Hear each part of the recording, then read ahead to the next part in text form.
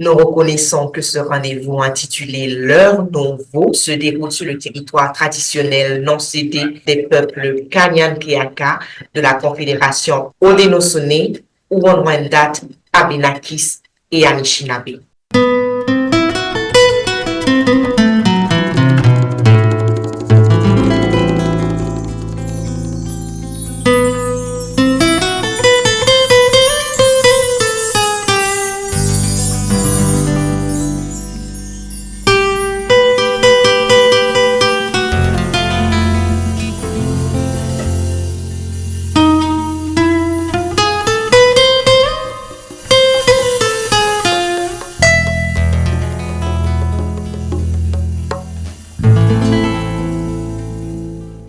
Salut à toutes et à tous, bienvenue dans votre espace, l'heure nouveau pour célébrer encore une fois nos différences avec Bettina Perono à la production et à la présentation. Rappelons qu'ici, nous invitons au partage et à la réflexion sur une trame de poésie en vers et en prose et aussi en musique. Surtout, allez vous abonner en masse à notre chaîne YouTube, L'heure nouveau, écrit en un seul mot. Connectez-vous sur notre page Facebook, Instagram. Visitez également notre blog, l'heure nouveau /bettinaperono.ca et abonnez-vous pour recevoir régulièrement nos publications. Échangez avec nous. Vos commentaires, vos suggestions sont importants pour faire évoluer et fructifier ces moments magnifiques que nous partageons à l'espace L'heure nouveau. Aujourd'hui, notre rendez-vous pourrait s'introduire comme ceci. Il était une fois un garçon et une sorcière.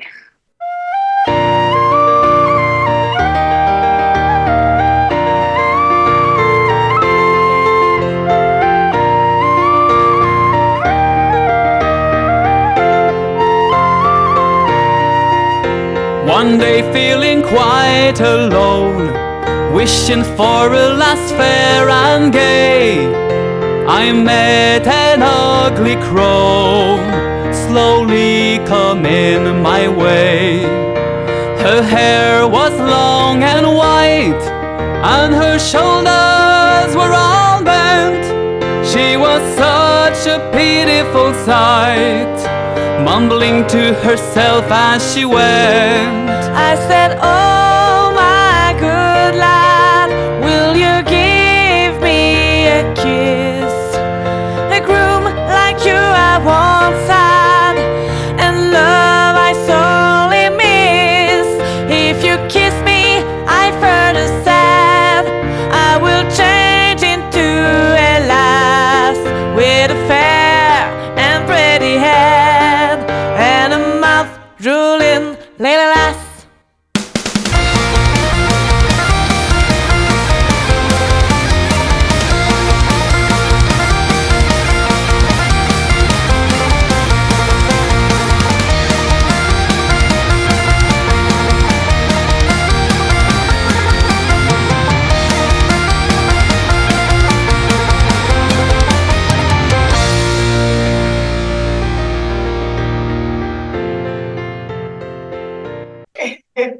Oh, voilà, chers auditeurs, chers internautes et amis de Lad and the Hag, le garçon et la sorcière, un beau morceau qui préserve une touche mélancolique au cœur même d'un entrain festif, un accent musical particulier quand même à l'Irlande. Hein. Il s'appelle Irish Moutarde. Ce groupe est fondé et installé au Québec. Vous pouvez assister à une de ses performances près de chez vous. Chers internautes et amis, nous recevons aujourd'hui Dominique Arink pour voir ensemble comment la culture irlandaise est représentée ici au Québec. Ancien membre de Irish Moutarde, parolier, il aurait d'ailleurs écrit The Lad and the Hag. Bonjour Dominique, merci. Bonjour.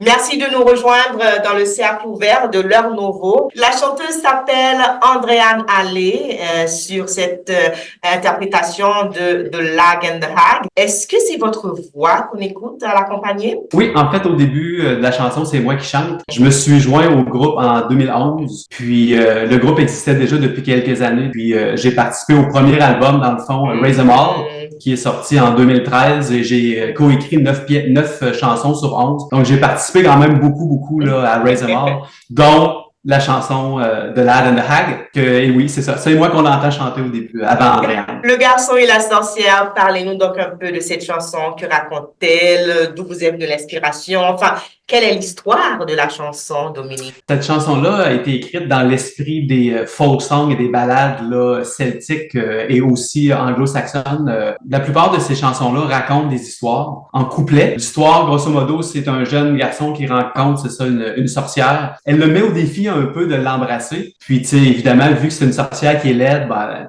le défi est quand même grand. Mais, tu sais, il relève le défi et à sa grande surprise, quand il embrasse la sorcière, elle se transforme en belle jeune femme. Donc, il est récompensé dans le fond d'avoir relevé le défi. Puis, il s'avère que la sorcière est très sévère et très dure avec lui et il l'abandonne là, à la fin de la chanson parce qu'il est plus capable de vivre à ses côtés. Donc, c'est ça, c'est comme un peu tiré de certaines légendes là, irlandaises, écossaises là, que j'ai comme tourné en chanson. Ça nous rappelle un peu la princesse et la grenouille, hein? Absolument, absolument. Il y a beaucoup de thèmes hein, dans les légendes et les mythes là qui se ressemblent d'une culture à l'autre. Donc, oui, c'est ça, effectivement. C'est un beau petit clin d'œil à cette légende plus connue. Vous avez dit avoir rejoint le groupe Irish Motard en 2011. C'était bien à ses débuts. Est-ce qu'il y avait une raison particulière pour avoir choisi une identité musicale irlandaise? La genèse du groupe, là, vu que j'étais pas dans le groupe, ce que j'ai compris quand je me suis joint, c'est que les 5 membres du groupe originaux d'Irish Motard avaient déjà un groupe de rock progressif qui s'appelait Erie et ils jouaient ensemble depuis quelques années. Ils ont décidé de faire une Sainte-Patrick là ensemble, de monter un répertoire. C'était supposé d'être un one-shot, c'était supposé d'arriver seulement une fois, mais je pense que ça a tellement eu de succès que le groupe a continué dans cette direction musicale-là. Mon frère, qui joue de la cornemuse, qui est Christian Haring, s'est joint au groupe en 2010, puis moi, j'ai rejoint après ça en 2011 au banjo. Donc, à partir de 2011, on était 7 dans le groupe, là, avec vraiment une orientation celtique, irlandaise, écossaise assez marquante. Est-ce que vous êtes vous-même d'origine irlandaise, Dominique? En fait, très dilué, là, comme beaucoup de gens au Québec, là, j'ai un peu de sang irlandais. Dans le fond, du côté de ma mère, ma grand-mère, Dora Baker, était, elle, d'origine anglaise et irlandaise. Donc, un petit peu. Et comment est-ce que ici au Québec, concrètement, je veux dire au quotidien, vous vivez vos origines culturelles? De mon côté, évidemment, c'est beaucoup par la musique. Hein? Je fais de la musique celtique, irlandaise et écossaise depuis plus de 20 ans. Là. Ça va faire... j'ai commencé en 2000, donc 24 ans là, cette année que je travaille en musique celtique, à la fois irlandaise et écossaise aussi. Oui. Donc, moi, célébrer la culture irlandaise, ça passe par la musique beaucoup. Mais aussi, ça passe par mon intérêt pour l'histoire et la mythologie. Hein, je suis un grand fan de mythologie irlandaise. J'ai lu beaucoup d'ouvrages là-dessus. Donc, je connais quand même assez bien là, tout ce qui entoure les mythes et légendes là, de cette culture-là. Juste une petite parenthèse, je suis pas historien. Ça veut dire que les faits que je vais dire aujourd'hui, j'ai quand même pris des notes là, pour pas dire d'enneries puis pas dire de fausseté. Mais il y en a qui s'y connaissent encore plus que moi dans les détails au niveau de l'histoire, mais c'est quand même quelque chose sur lequel j'ai lu quand même assez. Vous aimez la mythologie, surtout celle aussi qui est liée à vos origines culturelles. Est-ce qu'il y a un mythe ou, si vous voulez, une référence folklorique que vous préférez, qui soit d'origine irlandaise ou écossaise? Oui, en fait, un des mythes que j'aime beaucoup qui vient des mythologies irlandaises, c'est celle de l'origine de la musique de la harpe, parce que moi, je joue de la harpe celtique. D'ailleurs, je vous ferai un petit morceau plus tard, mais un des mythes, c'est ça, un des mythes raconte comment, dans le fond, un des dieux de la mythologie irlandaise, sa femme avait donné naissance à trois jumeaux. Pour accompagner la naissance de ces enfants-là, le dieu jouait de la harpe et les morceaux de harpe qu'il jouait accompagnaient un peu l'émotion ressentie par sa femme. Quand le premier enfant est né, ça a été très souffrant, ça a été un accouchement très dur. Alors, dans le fond, le dieu a joué une lamentation, si on veut, une complainte, quelque chose d'un peu plus triste. Quand le deuxième enfant est né, là, ça a été un accouchement plus facile. Donc, le dieu a joué un air plus joyeux. Puis quand le troisième et dernier enfant est né, la déesse qui a couché s'est comme endormi parce que ça a été un accouchement plus paisible. Et là, le dieu a joué comme plus une berceuse, quelque chose d'un petit peu plus doux. Donc, on dit que les trois types de pièces, la pièce joyeuse, la pièce plus la complainte et la berceuse, seraient nées donc à l'accouchement de cette déesse-là. La musique au service de la mythologie, cette poésie de l'imagination. Merci beaucoup. Et vice-versa. Bien sûr, et vice-versa. On va écouter encore un petit extrait de Lad and the Hag, le garçon et la sorcière. Et puis, on va parler de comment est-ce que cette culture irlandaise, écossaise, surtout, on va parler musique celtique, comment est-ce qu'elle est représentée ici au Québec. À tout de suite. Excellent. À tout de suite.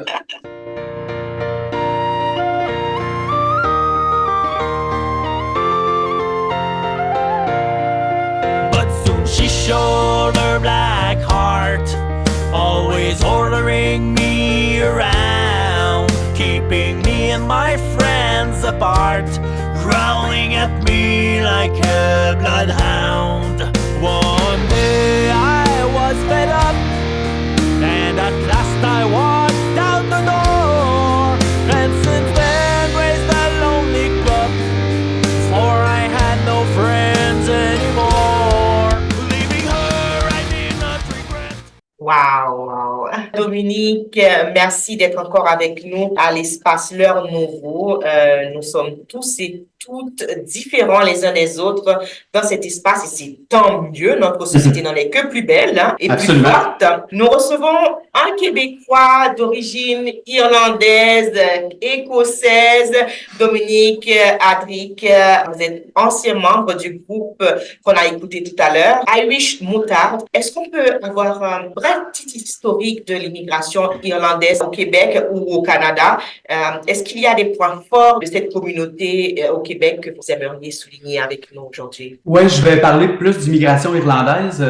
En fait, et aussi, comme je disais tantôt, je suis pas historien, donc je vais essayer d'être le plus précis possible. Là. Si on remonte aux années 1600, au début de la Nouvelle-France, évidemment, il n'y avait pas beaucoup d'Irlandais. On parle peut-être de 5% là, de paysans qui étaient d'origine irlandaise, donc c'est très peu. Avec les décennies, dans le fond, surtout particulièrement au début du 19e siècle, là, dès 1815, grosse augmentation là, d'immigration d'Irlandais au Québec, particulièrement entre 1845 et 1849, avec la Grande Famine en Irlande, qui a apporté là, plus d'1 million d'immigrants irlandais au Canada et environ 90-100 000 ici, 90 000, 100 000 même au Québec. Et tout ce monde-là passait par Québec et Montréal. Donc, dans ces années-là, ça a été une grosse vague d'immigration. Il y en a beaucoup qui sont malheureusement aussi évidemment décédés, là, soit dans le voyage en mer ou en arrivant ici, là, parce qu'il y avait beaucoup de maladies. On parle maintenant de 13% des Québécois qui ont des origines, qui ont du sang irlandais. Donc, c'est quand même un bon chiffre, là. Bien évidemment, les Irlandais qui sont arrivés ont amené avec eux leur culture et particulièrement leur musique, hein? Donc,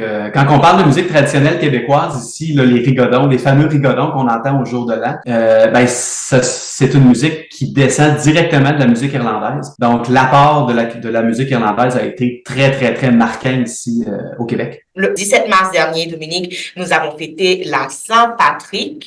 Yes. Tout le monde au Québec a déjà entendu parler de la Saint-Patrick. Et même si on n'a pas le réflexe de penser aussitôt à l'Irlande. Alors, la Saint-Patrick, est-ce que vous pouvez nous expliquer c'est quoi? C'est basé sur Saint-Patrick, hein, qui était un saint donc qui a été canonisé là, dans l'Église catholique romaine, qui serait, grosso modo, c'était un romano-briton, c'est-à-dire un habitant de la Grande-Bretagne, mais romanisé aussi, là, qui a vécu là au 4e siècle, 5e siècle là, en Grande-Bretagne, qui a été enlevé par des pirates irlandais, qui est retourné chez lui en Grande-Bretagne et qui a eu apparemment une vision là, divine, comme quoi sa mission, c'était d'aller évangéliser les Irlandais. Alors, il est retourné en Irlande et il a adopté le nom de Patrick, là, qui est comme Patrick, mais en irlandais, si on veut. Et puis, c'est devenu le patron saint de l'Irlande. Et quand c'est devenu une fête, c'était une fête religieuse avant tout.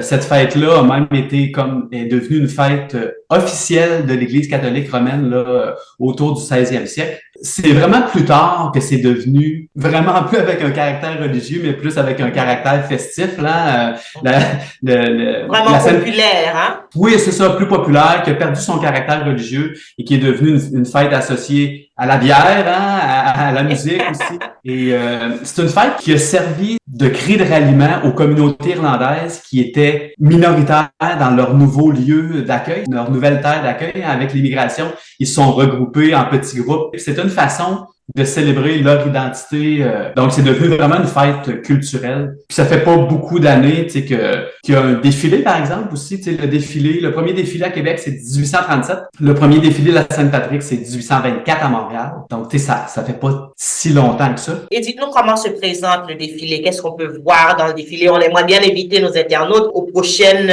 célébrations de la Sainte-Patrick à aller voir. T'as des groupes de musique, t'as de la danse irlandaise aussi, traditionnelle, hein, des troupes de danseuses qui se promènent avec le défilé et qui font des démonstrations de danse. Il y a aussi des corps de cornemuse écossaises, mais qui sont quand même, tu sais, maintenant intégrés dans le défilé de la Sainte-Patrick, qui vont jouer les airs traditionnels irlandais. Donc, il y a une couleur particulière qui est dominante. Ben, bien sûr, hein, la Sainte-Patrick, c'est maintenant associé au vert. Petit fait intéressant, peut-être, dans le fond, la couleur qui était associée à Saint-Patrick avant peut-être le 17e siècle, c'était le bleu. Parce que dans le fond, les Anglais ont évidemment conquis les Irlandais depuis le 12e siècle, 13e siècle. Et puis, la couleur qui était donnée, dans le fond, au drapeau, à l'étendard irlandais, c'était du bleu. Donc, c'était une harpe sur un fond bleu. Mais en signe de rébellion, avec les années, avec les décennies, les Irlandais ont adopté plus le vert pour un peu être rebelles et un peu se démarquer dans le fond de la couleur qui leur était attribuée par la couronne anglaise. Et ils ont utilisé le vert pour plusieurs raisons. Dans le fond, le vert, c'était la couleur du trèfle, hein, le trèfle qui est utilisé par Saint-Patrick pour expliquer la Trinité. Donc, un trèfle, c'est vert.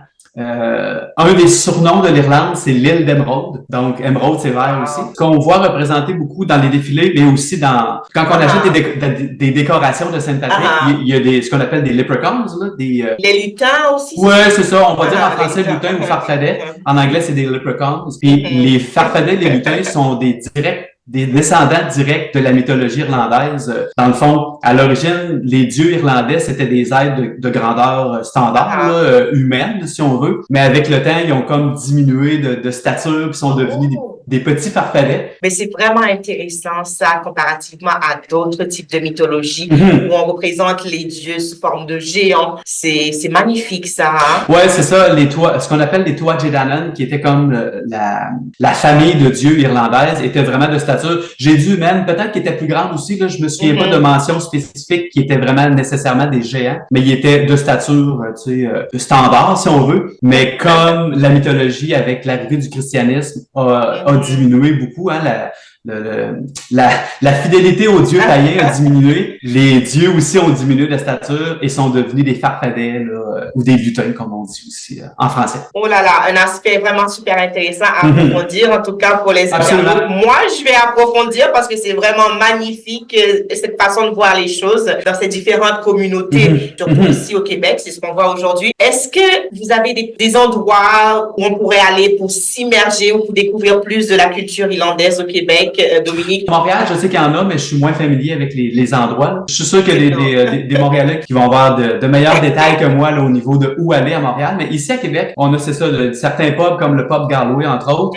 Il y a aussi ce qu'on appelle des jams de musique irlandaise, c'est-à-dire plusieurs musiciens qui se regroupent ensemble puis qui jouent de la musique irlandaise toute la soirée. Tous les mardis soirs au Salon d'Edgar, sur la rue Saint-Valéry, si je ne me trompe pas. Super intéressant, super trippant. On peut rencontrer plein de musiciens qui font de la musique irlandaise. Donc, tous les mardis soirs, dès 8h, au Salon d'Edgar. Il y a aussi un organisme à Québec qui s'appelle Irish Heritage, qui est un organisme qui fait beaucoup dans l'historique et la généalogie aussi. C'est une société, donc, qui s'intéresse à la généalogie et l'historique irlandais. Ils ont un site internet, irishheritagequebec.net, qu'on peut aller visiter pour s'instruire et découvrir plein d'informations super intéressantes sur la culture et la généalogie irlandaise ici au Québec. Sinon, c'est ça, il y a quelques autres pas, mais c'est comme les endroits plus particuliers qui me viennent à l'esprit vite comme ça. Merci beaucoup, Dominique. On va essayer de trouver aussi quelques liens pour vous qu'on va partager sur notre page YouTube, et nos pages Facebook et Instagram,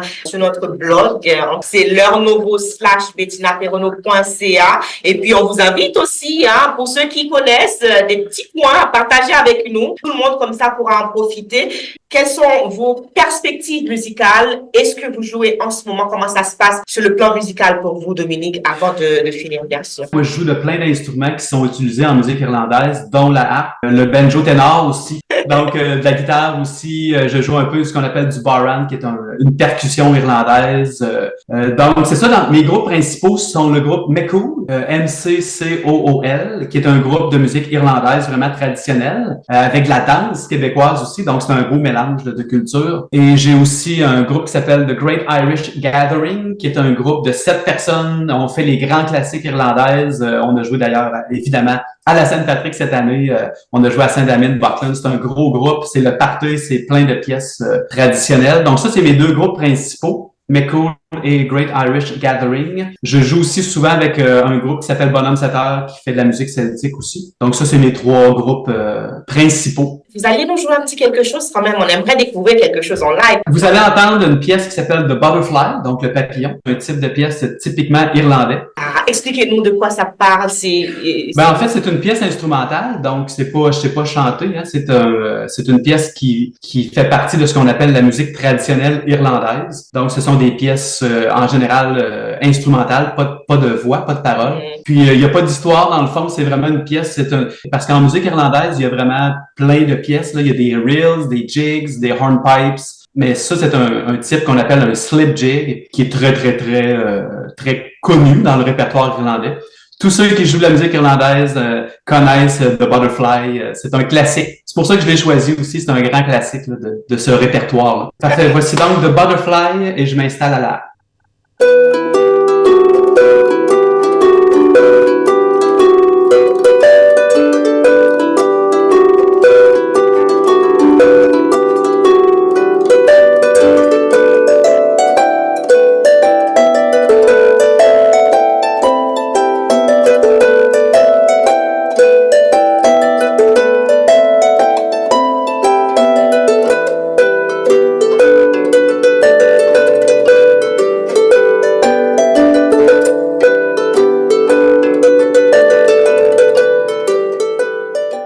Merci beaucoup, Dominique Arenc. Vous nous parliez de la culture irlandaise. Merci de m'avoir reçu. Nous nous retrouvons bientôt pour découvrir une nouvelle culture ici représentée au Québec avec Bettina Perono pour célébrer avec nous nos différences. À tantôt!